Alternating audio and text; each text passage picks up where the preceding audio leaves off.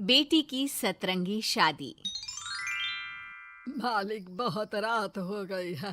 अभी तक मनीषा बिटिया दफ्तर से घर नहीं आई। अरे डोंट वरी रामू, आ जाएगी। समझदार और पढ़ी लिखी लड़की है, ऊपर से अपने फौजी बाप की तरफ बहादुर भी है। तुम जाकर खाना लगाओ रामू, वो आती ही होगी। जी मालिक। मनीषा मनोहर की इकलौती बेटी थी। मनीषा की माँ का उसके बचपन में ही स्वर्गवास होने और मनोहर के फौजी होने के कारण मनोहर ने अपनी बेटी को बिल्कुल लड़कों के जैसा ही पाला था। उस दिन देर रात को मनीषा का इंतजार करते हुए मनोहर और उसका नौकर रामू बात कर ही रहे थे कि मनीषा अपनी कार में ऑफिस से घर आती है। अरे रामू काका, बड़ी भूख लग रही है, जल्दी से खाना लगा दो। और कल मेरे कुछ खास क्लाइंट्स घर पर लंच के लिए भी आ रहे हैं, तो कुछ अच्छा सा बना देना। और बताओ मनीषा बेटा, ऑफिस का काम कैसा चल रहा है? एकदम जबरदस्त चल रहा है पापा। इनफैक्ट कल की प्रेजेंटेशन में तो मैंने 2 करोड़ की डील फाइनल कर दी और अगले हफ्ते हमारी कंपनी नया प्रोडक्ट लॉन्च करने वाली है। पता है पापा, मुझे इसका हेड बनाया जा रहा है। अरे वो ये हुई ना मेरी शेर बेटे वाली बात। वेरी गुड बेटा। रामू उस घर में पिछले 28 साल से नौकरी कर रहा था, तो वो घर के सदस्य जैसा ही था। रामू मनीषा को चिढ़ाते हुए कहता है, मनीषा बिटिया, आप कल बाजार से थोड़ी सब्जियां लेकर आओगी? कल तो आपके दफ्तर की छुट्टी भी है। काका, मैं आपको अपना मोबाइल दे देती हूँ, आप ऑनलाइन सब्जियाँ मंगवा लेना, मैं पेमेंट कर दूंगी। वो क्या है कि मुझे घर के कामों से थोड़ी एलर्जी है। ठीक है बिटिया। 2 हफ्ते बाद मनोहर को उसके दोस्त किशन का फोन आता है। अरे मनोहर, हमारी मनीषा बेटी के लिए एक बहुत अच्छा रिश्ता आया है। लड़का इंजीनियर है दुबई में। तू कहे तो बात आगे बढ़ाऊं? हाँ, रिश्ते की बात तो आगे बढ़ा ही सकते हैं, लेकिन लड़के वालों की कुछ शर्तें भी तो होंगी ना, मतबला लेन देन वगैरह। अरे यार, लेन देन जैसी तो कोई शर्त नहीं है उनकी। बस लड़की पढ़ी लिखी और घरेलू होनी चाहिए, जो कि यहाँ इंडिया में अपने सास ससुर की सेवा करे और घर संभाल सके। अरे यार किशन, तू तो मनीषा को जानता ही है, पढ़ी लिखी और जिम्मेदार तो है वो, लेकिन घर के नहीं बाहर के कामों में मुझे नहीं लगता कि वो मानेगी। लेकिन फिर भी मैं उसे पूछ के बताता हूँ तुझे। मनोहर अपनी बेटी से उसके लिए आए रिश्ते की बात करता है और उसे लड़के वालों की शर्त के बारे में भी बताता है, जिस पर मनीषा कहती है, पापा आप तो जानते हैं ना कि मुझे घर के कामों में कोई इंटरेस्ट नहीं है और आपने मुझे पढ़ा लिखा के अपने पैरों पे खड़ा होना सिखाया। क्या इस दिन के लिए कि एक दिन मैं शादी करके किसी का घर संभालूं? ना, मुझे नहीं करनी शादी वादी, आप मना कर दो उन्हें। इतना कहकर मनीषा घर से बाहर चली जाती है। रास्ते में उसे उसकी फ्रेंड का फोन आता है, जो उसे बाकी फ्रेंड्स के साथ एक रेस्टोरेंट में बुलाती है। मनीषा जाना तो नहीं चाहती थी, लेकिन उस रिश्ते की बात से हुए खराब मूड को बदलने के लिए वो चली जाती है।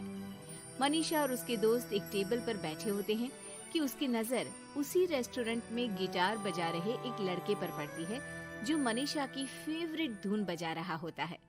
मनीषा झट से सारी बातें भूलकर उस गिटार की धुन में खो जाती है। थोड़ी देर बाद सब उस लड़के की परफॉर्मेंस पर तालियां बजाते हैं, तो मनीषा भी स्माइल करके तालियां बजाने लगती है।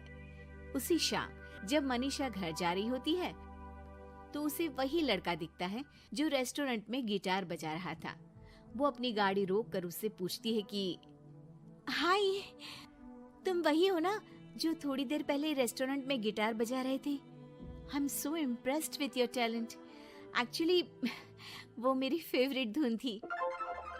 जी थैंक यू, ये मेरा शौक भी है और इससे मेरी थोड़ी बहुत गुजारे लायक कमाई भी हो जाती है। अच्छा, और क्या करते हो? जी मैं कॉफी बहुत अच्छी बनाता हूँ, और कॉफी के अलावा भी बहुत कुछ। एक्चुअली मुझे खाना बनाने का बहुत शौक है और खाली समय में या तो मैं गिटार बजाता हूँ या फिर कुकिंग करता हूँ। इसी तरह बहुत देर तक बातें करते करते दोनों एक दूसरे को अपना नंबर देते हैं और फिर धीरे धीरे पहले उनके बीच गहरी दोस्ती और फिर प्यार हो जाता है। फिर एक समय आता है जब दोनों शादी करने का फैसला करते हैं। मनीषा अपने पापा को गौतम के बारे में सब बताती है। मनोहर को गौतम बहुत अच्छा तो नहीं लगता, लेकिन अपनी इकलौती बेटी की खुशी के लिए वो हाँ कह देते हैं। दोनों की शादी हो जाती है। और एक दिन, अरे गौतम बेटा, क्या बात है, बहू रानी तो आते ही दफ्तर जाने लगी। सुबह जाती है, देर रात को आती है, और तू घर पे रहता है, तो घर भी तुझे ही तो संभालना पड़ता होगा ना अभी।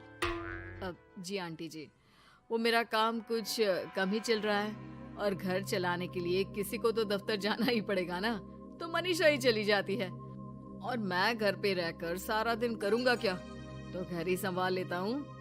हाँ बेटा, कह तो तू सही रहा है, लेकिन समाज को क्या कहेगा? समाज के भी कुछ नियम कायदे होते हैं, लेकिन यहाँ तो उल्टी ही गंगा बह रही है। अच्छा, मैं तो चलती हूँ बेटा। रात को मनीषा घर आती है तो गौतम उसे कहता है कि सुनो, आज हरलीन आंटी आई थी, कह रही थी कि आसपास के लोग बातें बनाने लगे हैं कि तुम मर्दों की तरह काम पे जाती हो और मैं औरतों की तरह घर संभाल रहा हूँ। हाँ, पर तुम तो जानती ही हो ना कि मैं शादी से पहले से जॉब कर रही हूँ, तो फिर अब अचानक से मैं खुद को कैसे बदलूं? एक काम करते हैं, तुम कुछ महीनों के लिए घर से ही ऑनलाइन सारा काम कर लो और हो सके तो घर के काम ट्राई भी कर लो, और मैं बाहर जाकर अपने लिए पक्की नौकरी ढूंढता हूँ। मनीषा मान जाती है और फिर शुरू होती है उनकी नई दिनचर्या। ये लो गौतम, तुम्हारा नाश्ता, चाय और टोस्ट। ये टोस्ट है या किसी नक्शे का काला प्रिंट आउट? अरे मेरी माँ, चाय में चीनी डालते हैं, नमक नहीं। ठीक है, मैं क्या करूं? चीनी और नमक एक जैसे ही तो दिखते हैं ना। तुम्हें खाना है तो खाओ, वरना ऐसे ही जाओ। अच्छा, तो तुम्हारी क्वालिफिकेशंस क्या है? क्या काम आता है तुम्हें? जी, मैंने वैसे तो बीकॉम किया है, लेकिन काम का कोई एक्सपीरियंस नहीं है। एक्चुअली मेरे पेरेंट्स ने ज़बरदस्ती मुझे ये डिग्री करवा दी थी। मुझे तो गिटार बजाना ही पसंद है सर। ठीक है मिस्टर गौतम, जब हमारी कंपनी को किसी गिटार परफॉर्मेंस की ज़रूरत होगी तब आपको बुला लिया जाएगा। फिलहाल के लिए आप जा सकते हैं। जॉब ना मिलने के दुख में मुख लटकाए गौतम घर आता है तो देखता है कि अरे ये क्या मनीषा, सारा घर बिखरा पड़ा है और ये किचन की ये हाल। अरे सब ठीक तो है ना? सब ठीक है गौतम, बस मुझे भूख लगी थी तो सोचा कुछ बना के खा लूं, लेकिन मुझे कोई सामान मिल ही नहीं रहा था और फिर पता चला कि गैस भी खत्म हो गई है और मुझे सिलेंडर बदलना नहीं आता। अच्छा, क्यों ना हम बाहर से ही खाना मंगवा ले? हाँ, अच्छा ये तो बताओ, तुम इतने उदास क्यों लग रहे हो? अरे क्या बताऊं, मुझे नौकरी नहीं मिली, लगता भी नहीं कि मिलेगी कभी। दोनों उदास होकर एक दूसरे की तरफ देखते हैं, फिर थोड़ी देर बाद हंस पड़ते हैं। मुझे लगता है हमें वही काम करना चाहिए जो हमें अच्छे से आता है। कल से मैं ही ऑफिस जाया करूंगी और मैं हमारा ये प्यारा सा घर संभालूंगा।